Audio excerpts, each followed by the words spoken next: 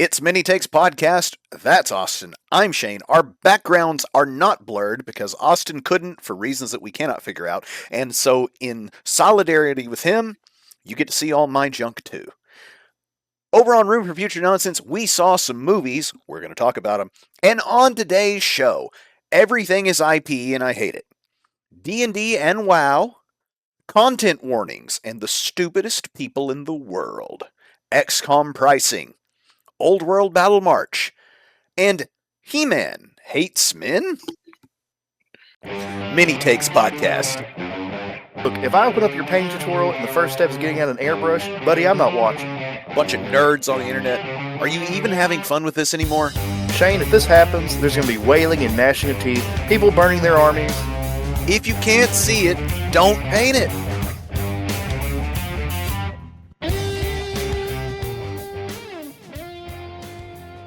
Austin, you have something to show the class. Backgrounds aren't blurry. Yep. In fact, it makes everything kind of sharp. If you're watching on YouTube, you should go and check it out. You can see Austin's fish tanks and some Lego collection. You can see my somewhat on display boxes above my roll top painting station. Yep. Get in the comments and see if you can identify other items down below. Yeah, laying it all out today. So I ordered a Games Workshop made-to-order item, I think at the end of March, and it just came in today. I had completely forgotten about it. Last night, this morning actually, I rolled over in bed and saw a notification from UPS saying my package was on the way, and I was thinking, well, what did I order? and it has come in. It is the classic Black Orc. Trying to get the glare off that. But Black Orc War Boss, there he is. I bet that boy is flat. Oh, he is flat. He is one piece. I mean, wow. he's flat, but he's still got some mass to him. You know what? Yeah, he's got a little donk on him. Got that rear end going on. Yeah, that rear end. No, he's great. I bet the top of that axe is sharp. Oh yeah, very spiky, very pointy. You get to open your letters with that guy. Yeah. He's pretty cool. I kind of had a vision of a painting scheme for him on the ride back home today, of doing like blue armor with like a reddish orange, like the horns on his helmet, going for like a really retro kind of look, like a blue on for the armor, and then like dry brushing that a lighter blue to kind of bring the highlights out. Kind of who's that D&D guy with the blue armor? That's very vague. Guy with he's blue like armor. The D&D guy with the blue armor and the bat helmet. Oh, that guy. They made an action figure of him, and I saw it at the game store. Yeah, cool. He's awesome. I have no idea what he's called, but somebody will let us know in the comments. That's what I'm going for. No, I like it. Speaking of the comments, Mini Takes wants your takes, and on last week's video, you guys gave them to us.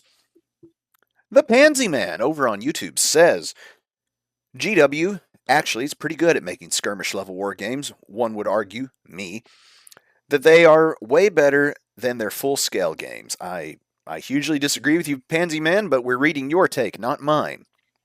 Kill Team was actually pretty awesome as a game in 8th, being a highly customizable Your Dudes team building game rather than its modern iteration. Gorka Morka is the gold standard for a kitbashy, goofy, really fun skirmish game. Middle-earth strategy battles game is GW's red-headed stepchild skirmish game in a full-size wargame skin suit that somehow is just its best full-size army game. Necromunda is beloved and Mordheim is simply GW's best product still, despite being dead and puppeted around by its necromancer fans.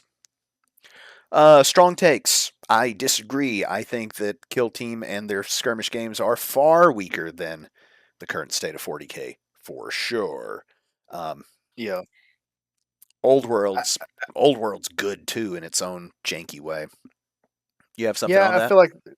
I feel like for a lot of their skirmish stuff, they don't know what to do with them.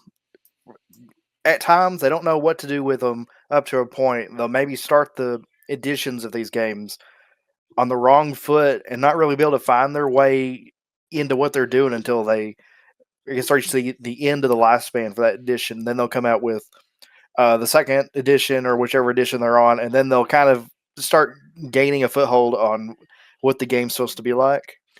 Yeah, It's like maybe Kill Team's been like that. Necromunda's been like that.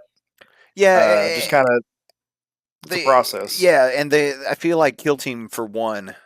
I mean, that's the one, right? It's really Kill Team is, and Kill Team doesn't get a ton of love either.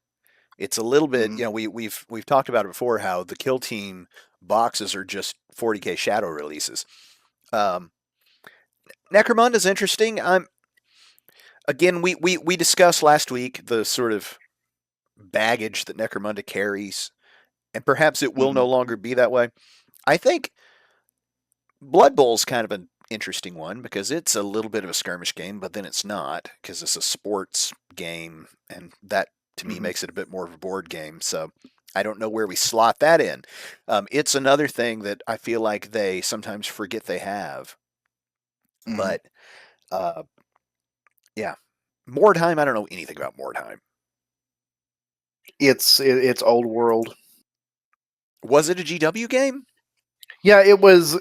It was a skirmish game in the 2000s, and it's essentially you have an Empire City of Mordheim. It gets hit with a warpstone meteor and gets destroyed, and then the game is your team of adventurers are entering the city to battle other gangs. Essentially, it's like Necromunda battling them for control of the city and collecting warpstone and whatever trinkets are left in the city.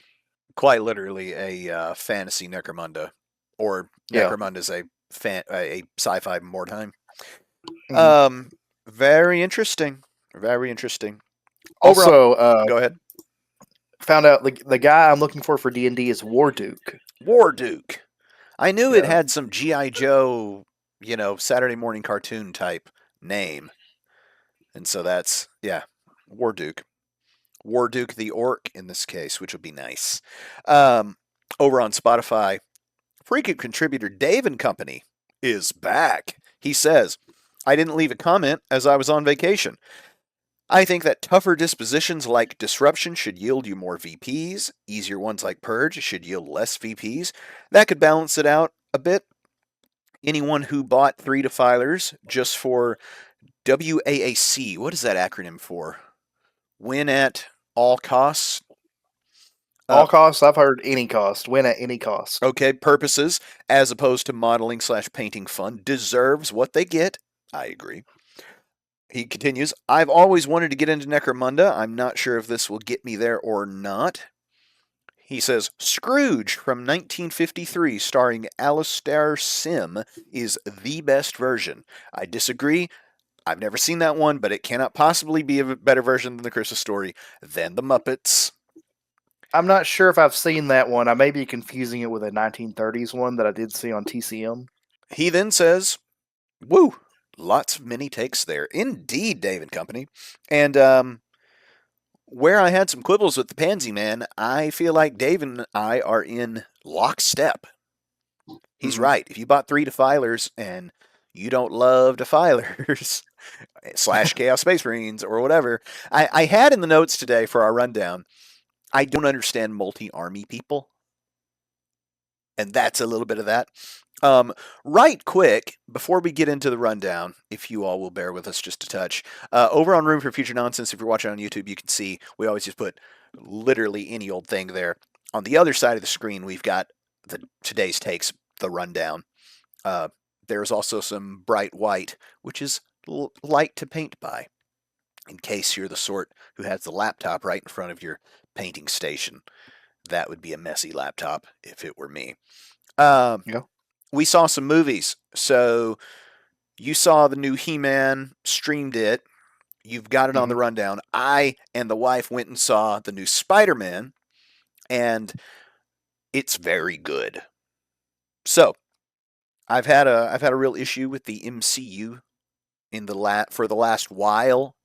Looking at you, Ant-Man and Wasp in Quantumania or whatever that is called, Captain America: Brave New World.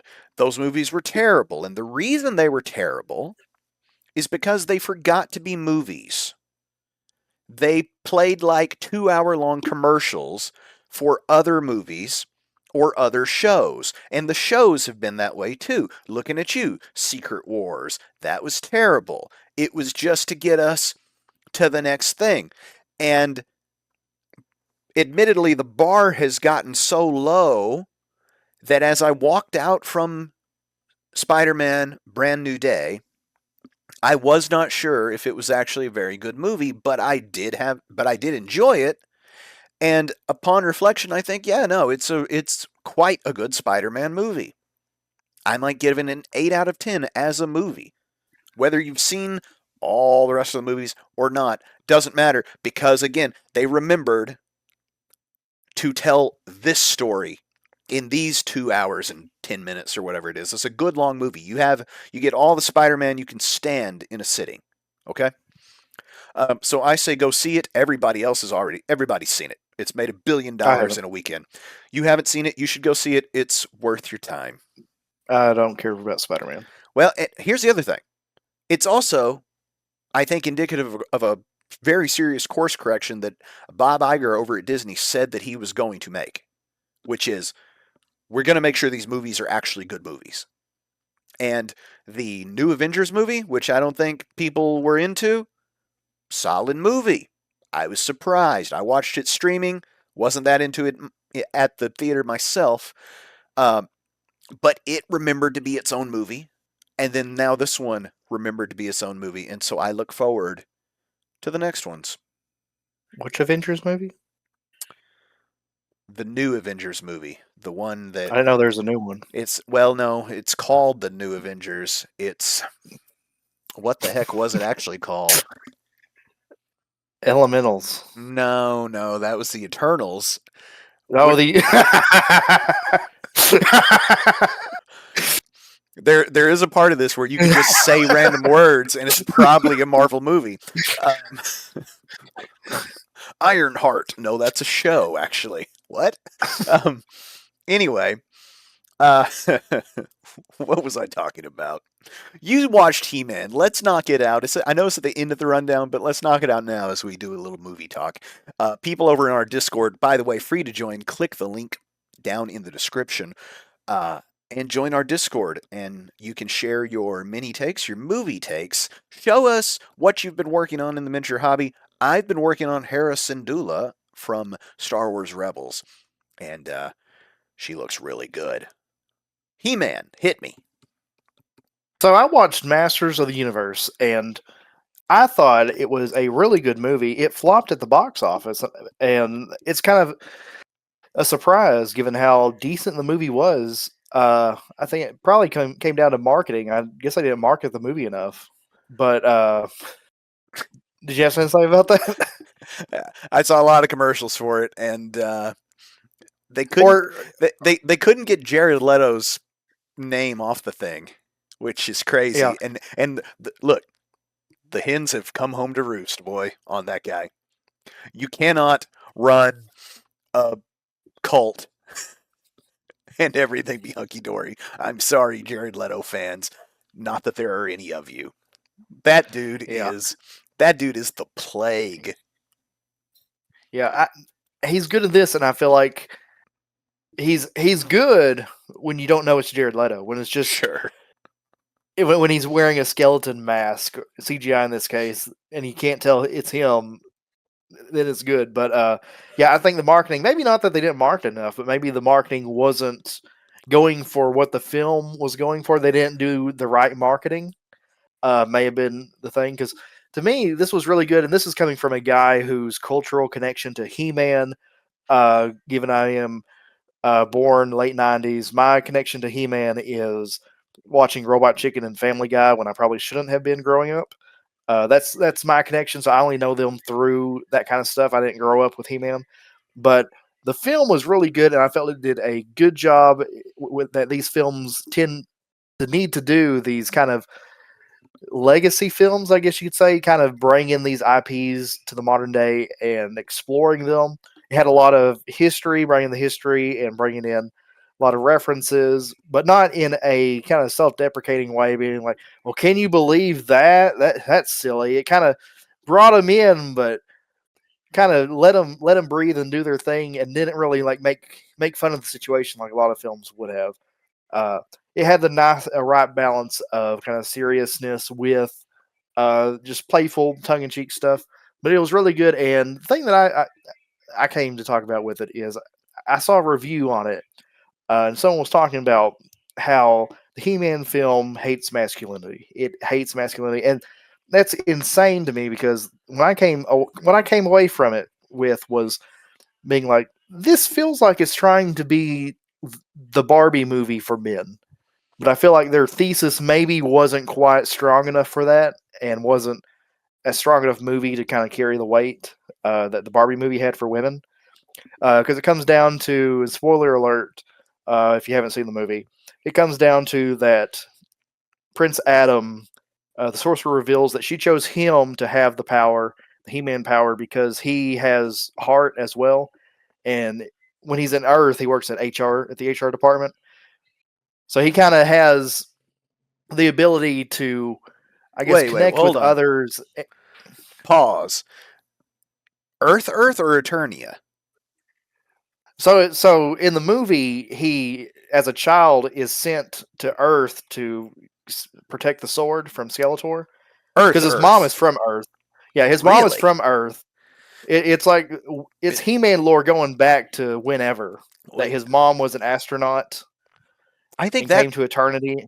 I think that part of He-Man lore might be some nonsense from the Dolph Lundgren film, where He-Man and Eternia like portaled over to our Earth in an effort to save money for the production.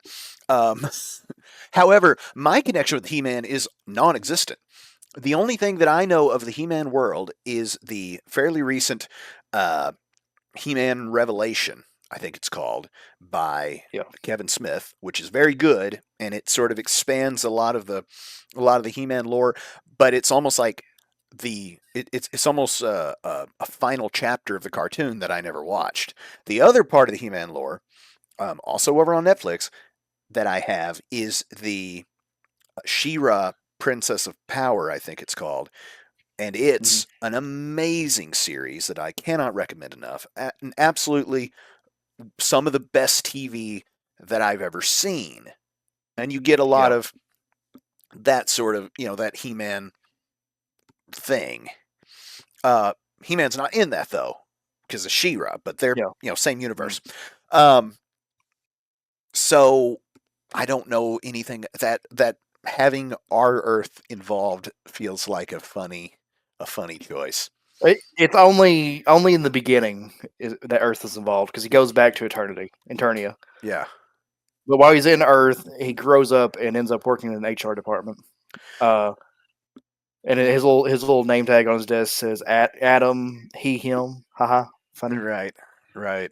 Uh, for Ju- He Man. just But enough of a sprinkle of that to cause Twitter to be obnoxious, which we're going to get to in our rundown. yeah.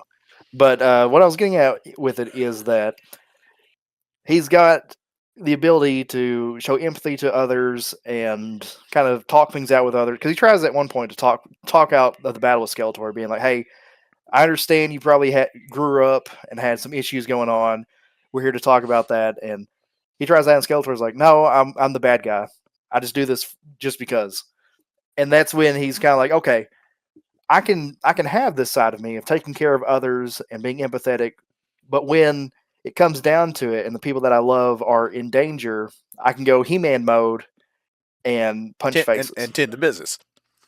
Yeah, so it's kind of a positive masculinity of protecting others and then knowing when to get down to business when it gets serious. Yeah, And that's kind of the message of the film. and that's the whole thing, and I don't understand why, because there's places on the internet that took issue with this, right? That Mm, they made He-Man lame and gay. No, they didn't. He-Man has always been, since the very first inception that I can ever figure out, he's Adam, and he's this soft-spoken, chill dude. He's very friendly, and he's the kind of guy that you want to hang out with because he's just always cool and mm, harmless, if you will. But then also, he can go wreck shop. And so that's yeah, the whole idea is balance it. And the reason that it's okay for him to be able to wreck shop is because he's not a power-hungry psychopath. Yeah. And so But I can't believe yeah. like that is so core to the character. It's the entire point.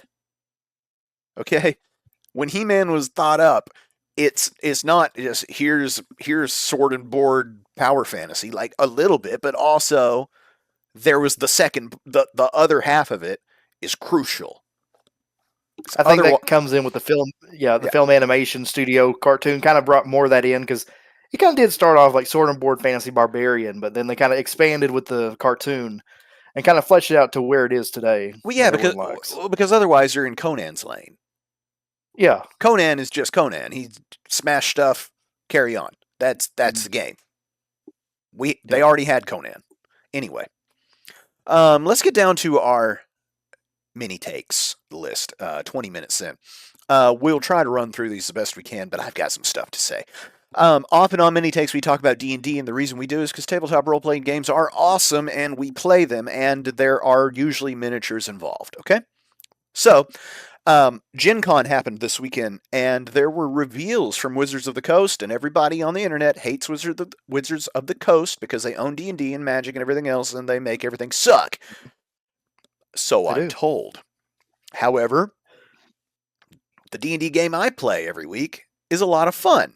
So I don't know what you people are upset about. You get to make your own game. They can't really stop you from having fun if you want to have fun. But they revealed a number of things. They revealed Star Wars is coming to D&D. So what does that entail? Because I haven't looked anything up on that, but I know that you had put that in the rundown, and I had seen the announcement for it. Austin, they said Star Wars is coming to D&D. Was that the reaction? I imagine it was. I didn't watch any of the videos or anything. I just sort of saw, and basically all they did was say, "We're doing Star Wars." Now they've done Star Wars in the past. Star Wars has had its own tabletop role-playing games, which have been of varying quality. You know, a lot of times people get these licenses and things, and they phone it in. There are some companies that do this for just anything you can think of: the G.I. Joe game, the Transformers game, the what have you.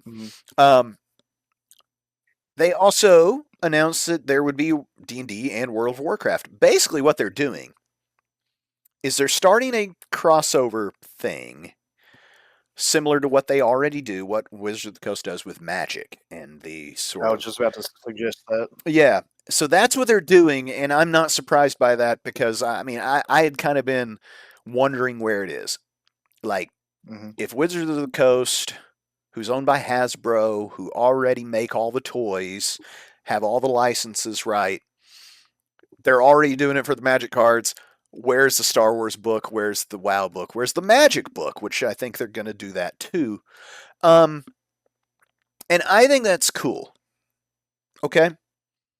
I also think that, so I have it on the rundown today, as everything is IP.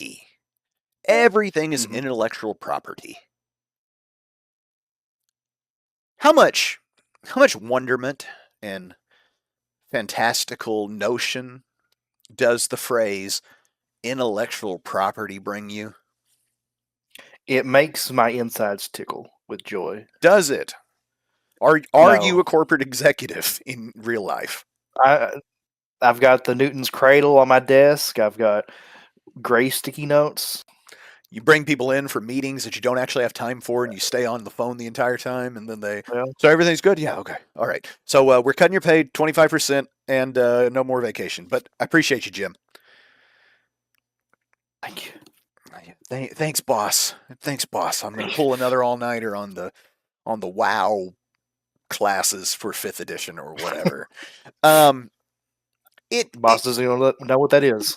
It upsets me a little bit that everything is IP, that everything is intellectual property and treated as such, where these crossovers happen. And it's not just that they don't feel like they have any, what's the word I'm looking for? They're not natural. Yeah. You know what I mean?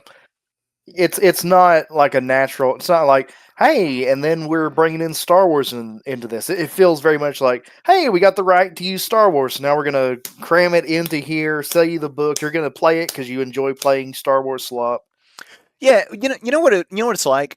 So, I was reading that way back when. So I love the Muppets. In case you guys can't tell, my favorite version of the Christmas Carol is the Muppets one because it's the best one. I love the Muppets because when you're a professional pirate, you don't have to wear a suit, various things, and such. And the Muppets used to do a bunch of stuff with Star Wars.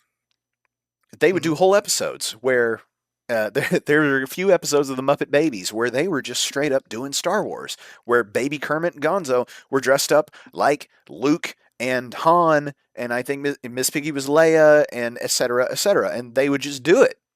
And the reason why they were able to do it was Jim Henson and George Lucas were friends.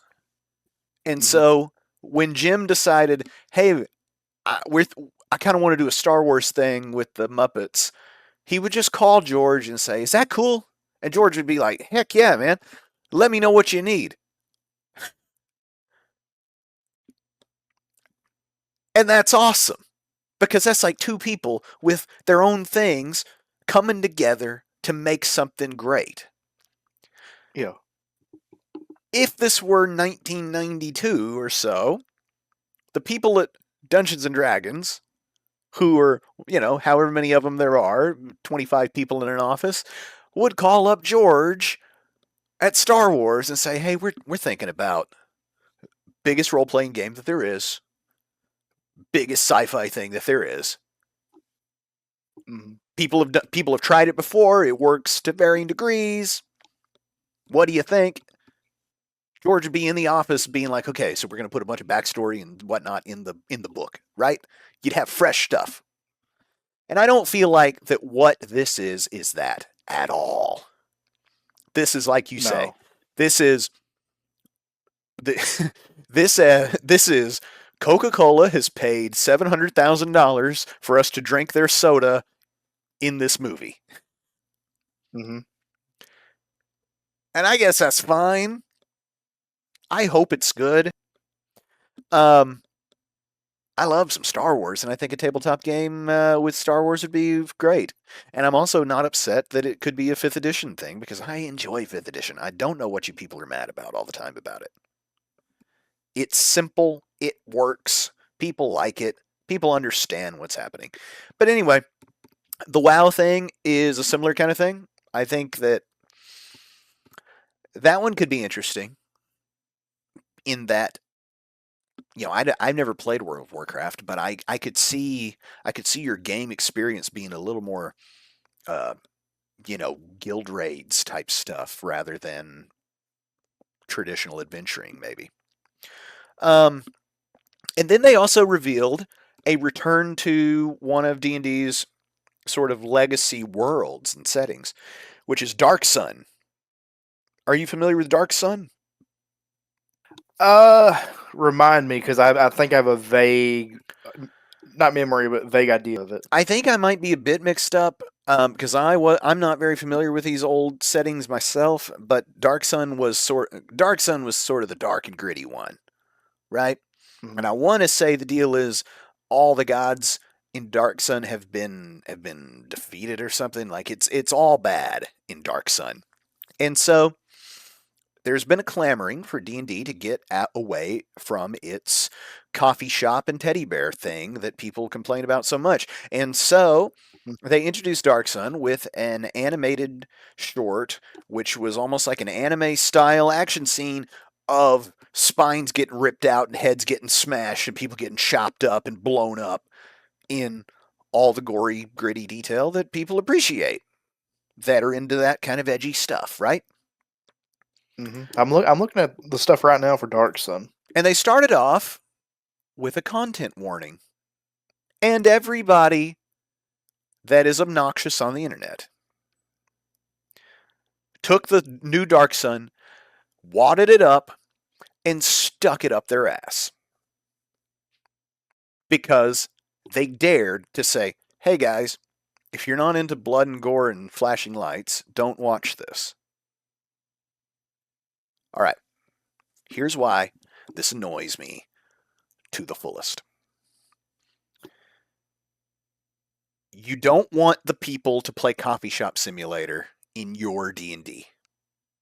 Let's set aside the fact that at your table nobody's doing that because it's your game, all right? But you hate it just as a notion that anyone could have. Fine. So, set that aside. You don't like those people in your game around your thing, right? Mm-hmm. They've given you a new thing that those people don't want to have anything to do with either, okay? So you've got your gritty, gory thing. They've got their coffee shop, their bakery, okay? There's your camps. You now say, I don't want my gritty, gory thing because they dared to put a stop sign in front so that the coffee shop people wouldn't accidentally stumble into your thing. You don't want them there anyway. But upon seeing this warning, you said, this is all the gritty, gory thing is all the same woke garbage and I won't have it. Over the shoulder it goes. Am I following here? Is my train of thought running? Yeah. I think the psychology behind this is that these are stupid people that just I like want to play bitch. I want to play rip and tear D&D because that's just what I enjoy, I guess. Mhm. And I see the coffee shop stuff, and I'm like, this is for babies.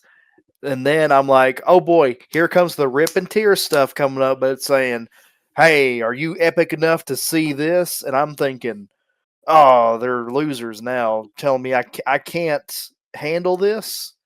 No, but they're not telling you. They're telling the coffee shop people who can't handle it, who don't want to see it. Let me tell you what they're not going to do, folks. Over at Hasbro, Wizards of the Coast et al. They are not going to take all those coffee shop people, which, by the way, outnumber the rest of y'all. Hate to say it. It's done. They are not going to throw them over the shoulder for any reason. Not going to happen. They're going to give you more coffee shop. Okay, so you guys got a gritty, gory thing? Enjoy yourselves. And here's another bunch of coffee shop and teddy bears and bakeries. You're welcome, everyone. Here's my thing. Them doing more coffee shop and bakeries doesn't have anything to do with what you've got going on. But maybe they're upset that they feel like they're upset thinking they're inside the containment game. They are inside the containment game. They're antisocial people that can't play with other people. They spend all day complaining on the internet about stuff that does not take place at their table. Yeah, we should cordon them off in their own corner because that's what they demand. And then again, I got to remind everybody, that's how all D&D campaigns are, whether you're playing Dungeon Crawl, whether you're playing Gritty Gory Serious, or whether you're playing We Run a Victorian Hotel. Whatever is happening at your table, I'm pointing to the camera obnoxiously, at your table is your game. All of this anger on the internet about every little tiny thing, that's the real hobby that these people care about, and it annoys me to no end. Do you have anything else on that matter, or we can close the door on D&D for today? I just think there's no pleasing. You're going to find one little thing, one little nitpick, and a disclaimer is crazy, especially when it's just like, hey, you might see some blood and dismemberment. Maybe if your child is watching the D&D showcase with you, your child enjoys D&D, maybe you don't want to let them see that. Right. I don't know. The same showcase, it just was like, here's Darth Vader in Star Wars. Yeah. Yeah, I there's think it. I don't know. Just coming from me, if I'm wanting to play the dismemberment game and I see, hey, here's blood and guts, I'd be like locked in, being like, oh yeah, time to get ready. I'll never forget, who was it? What was the first? Well, I no, was it Twisted Sister or somebody? Was one of the first albums that had the parental advisory sticker on the front, and No, no clue. Yeah. I mean, the Congress came up with that. Tipper Gore was Mhm. in there coming up with that. And those guys were interviewed, years later and asked about that because Dee Snider had testified to Congress about it, and how this is artistic expression and it's not to be censored, right? And they ended up with a parental advisory sticker, and he said, "Man, when we saw that, we loved it because it was it looked like something that young dudes would want." And he was Yeah. right. So I'm with you. Back in the day, if they had thrown up a warning, think about you at like 16. If they Yeah. throw up a warning like, "Hey man, this stuff's about to get serious," I'm not complaining about the warning. I'm glad to see Uh it. huh. Show me something. Yeah. Anyway, the internet's a stupid place, and I say again, as we said a couple weeks ago, we should dismantle the entire thing and turn it off. We're still going to Mhm. do our show. It's going to be mail order. We're going to send it in. We're going to send it out quarterly. There's a dog on my lap. He runs this thing now. Yeah. If you want the video version, we can send it on like VHS tape, and if you want the audio, we'll send you cassette tapes. Right. Very good. Okay, moving down. XCOM pricing. There's an XCOM Miniatures game coming out, and I'm not crazy about the look of it, but I haven't looked too close into it, admittedly. Yeah, let me pull that up so I got fresh eyes on this. I saw this and I am a big XCOM fan. Ever since XCOM Enemy Unknown came out, I've just loved XCOM. It's probably the game I've sunk the most hours into playing it. And when I saw that they're doing a miniatures game, I thought, wow, this is something pretty cool coming out. But seeing the actual thing on the Modifius, is that what that is? Yeah, Modifius Modifius. Entertainment. They make something Okay. else. Uh, yeah, they make a lot of stuff, but I just want to make sure I had that right. I think they do the Star Trek role playing game as well. But so they've got the starter set out, or at least the bundle that has the rule book, the miniatures, the aliens, and the XCOM team. And I think they have a resin bundle as well. But they got everything you need to start the game. And for what looks like maybe a low end Warhammer 40K starter set, you come out to $253.82, Yo, for which is non-GW insane. Yeah, stuff. and yeah, and these are 32 millimeter scale, so a little bit bigger than the Games Workshop stuff.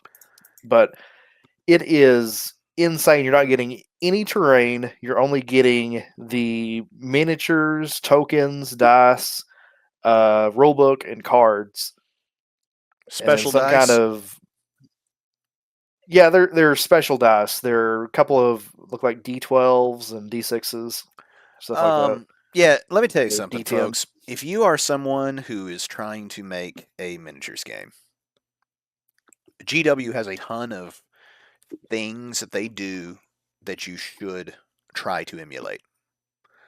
One thing Hmm. that you should not try to emulate is the pricing structure, especially if you're, let's say, with just overall quality, right, is not like GW.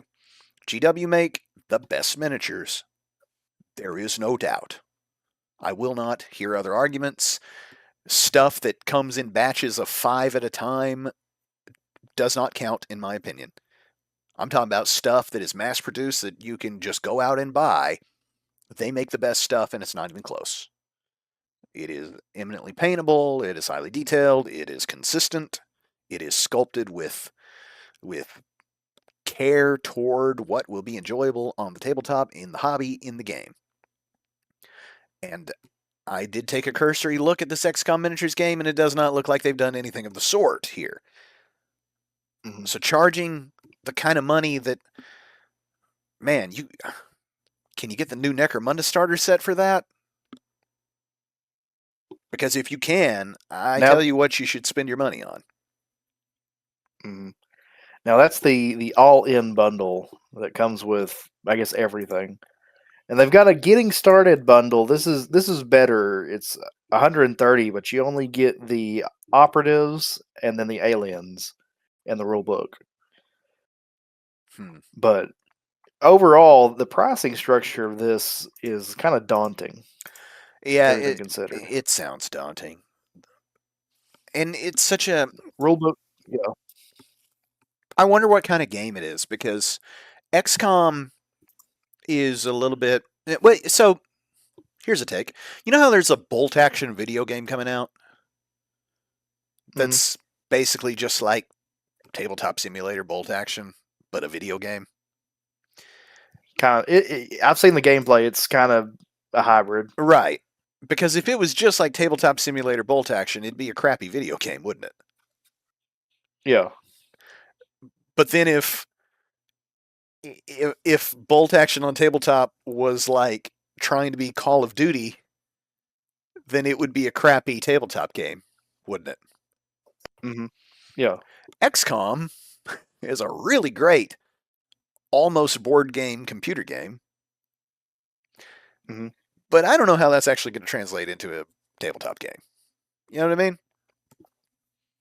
Yeah. I guess for the hits, you'd have to do percentiles, but then the XCOM numbers you're often trying to hit, just trying to roll those would suck. Yeah, that would suck. And there's multiple shots in XCOM, and there's the action points to keep up with. Not Mhm. to mention the distances are pretty accurately measured in the thing. The cover mechanics are sort of automatic because it's grid based. It just seems like a lot of stuff that, if it were perfectly realized on a tabletop, that's cool.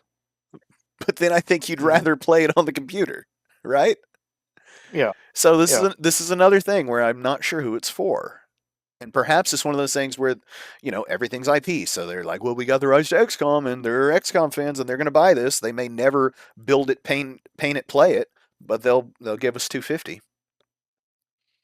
Hmm. Which again doesn't feel like what we should be doing with our one human life. I saw one person say that it's possible the game is already considered by the developers dead on arrival, so they're just trying to make all their money back through whatever purchase. And I think you have these all-in bundles, and I'm not even sure you're getting any savings. I think it's literally just they're bundling all the products Well, and, because you're. yeah, and the kind of thing you're talking about, I know I've seen it before. What are some other examples? They kind of come and go so fast that you don't even notice them. You see a smattering of YouTube videos about them, and then they're gone. But um, Mhm. one of the couple of Fallout games I feel like was this way, right? Where it came out and they sort of had like a starter set and a middle tier and an all-in bundle, and you kind of have to buy the all-in bundle if you want to get everything, because this is going to be the only time it's ever produced.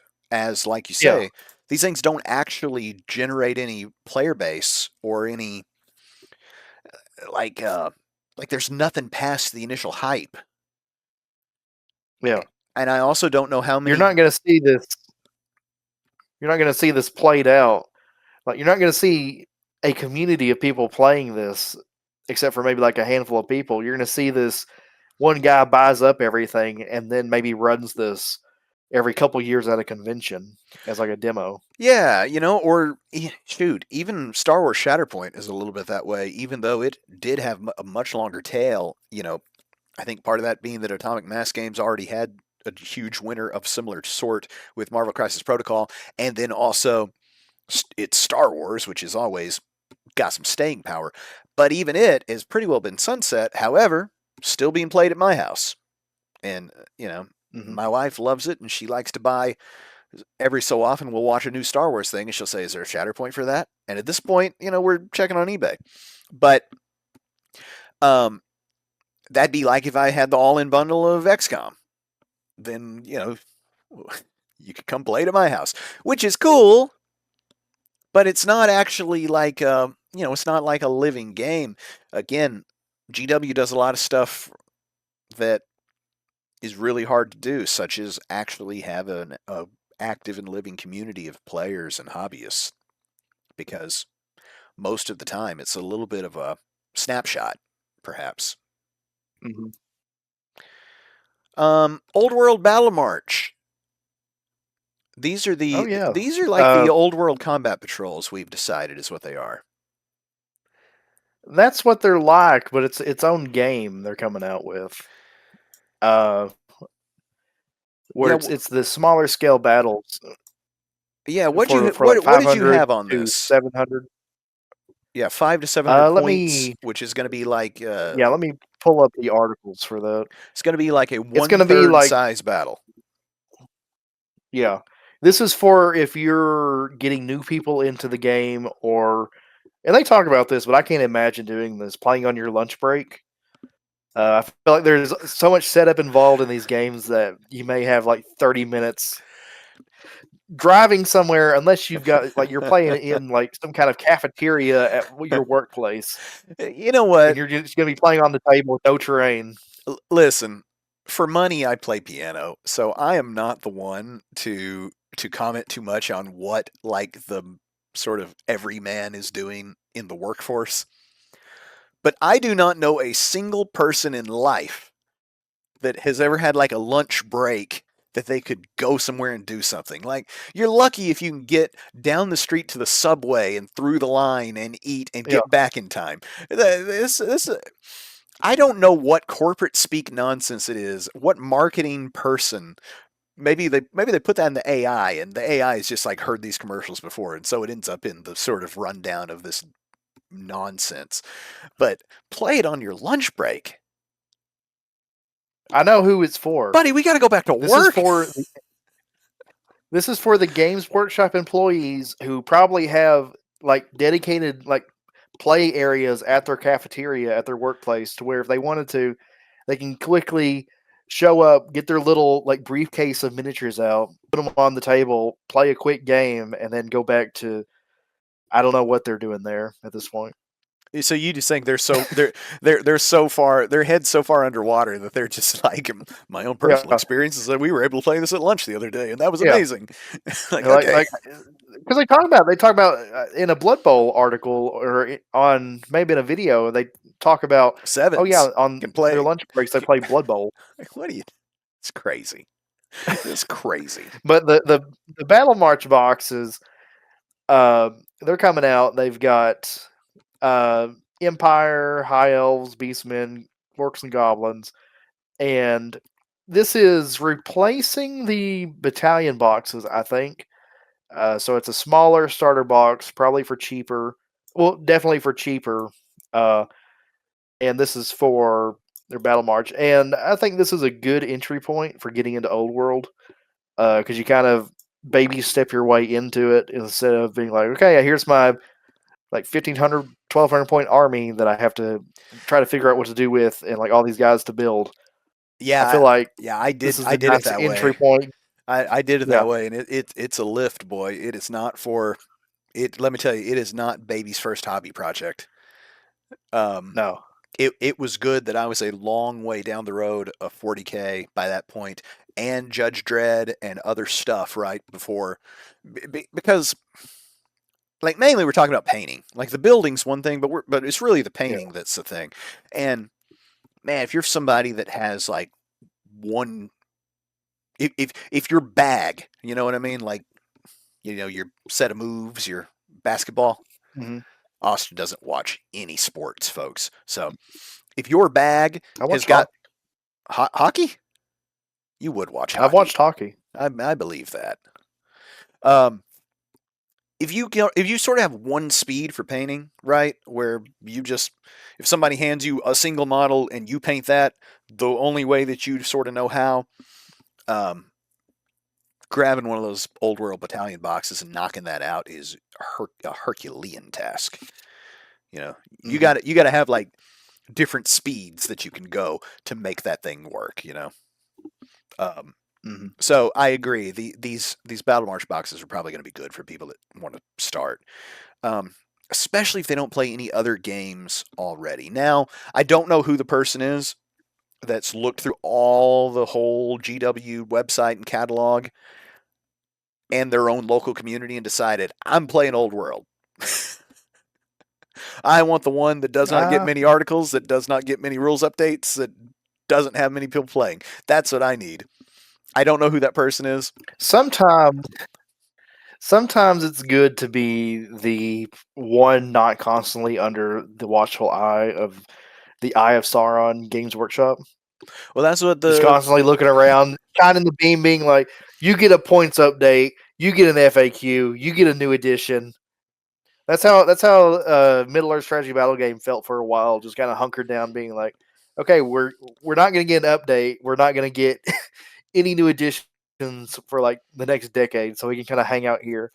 So hopefully, Old World kind of is able to exist in that scenario of not getting touched too often and being more stable. I mean, I hate to say it, but I'm ready for Old World version 2 because I would love for some of those rules to be clarified. Um, This game is going to get milked after a while, that because they only just realized how popular the setting is. it is funny, isn't it? Because Old World got announced and everybody was as hype as they've ever been, and then GW treated it like they GW treated it initially like it was XCOM. That Yeah. that they were going to reintroduce this thing and they were going to sell out like a printing of rule books and maybe a couple of starter boxes. That's what they thought was going to happen. And everybody was like, "No, sir. We've been telling you this is what we want." eBay went nuts. Pre-orders went nuts. Website sold out of everything you could get. Made to orders can't come fast enough, even now. Hmm. Uh, Yeah. it was the biggest misread that they've maybe ever done. Now, granted, my history of GW with GW fairly short. However, I've never heard of this happening besides this one time. It was crazy. They Yeah. acted It like was they acted when it like there comes were down. 7 people that wanted to play this. Yeah. They severely misread the room when it came to demand, and because of the way that Games Workshop works, they're not able to now catch up. It's been 2 years since the game came out. They're just now the pipeline is pushing out some of the developments from realizing, oh no, this is popular. I think Battle March is part of that in the new edition, newish retooled FAQ The rulebook update. and new starter set. Yeah, the update that's not an update. I think it's part of that slow pipeline shift that they're slowly starting to put out. So we'll probably see a major revamp, or not really a revamp, but a re-swelling of old world products coming soon. And I imagine we'll see Kislev before the end of next year. I'm going to make that call now. I like it. Well, we made it all the way down the rundown. I had something on Yeah. people playing multiple armies, but I think it'll keep till later. Um, we did not mention much 40K No, today. this is a 40K free zone. Yeah, I don't know what we'll put in. Well, I know what we'll put in the thumbnail. Something about parental advisory statements and D&D and Star Wars. Hopefully, that won't flag us. Surely not. Put a big parental advisory sticker on our thumbnail. That Or won't flag us. or maybe everybody will think they need to see what we're about. Yeah. Let us know what you're about down in the comments, because as always, we want your takes on Mini takes.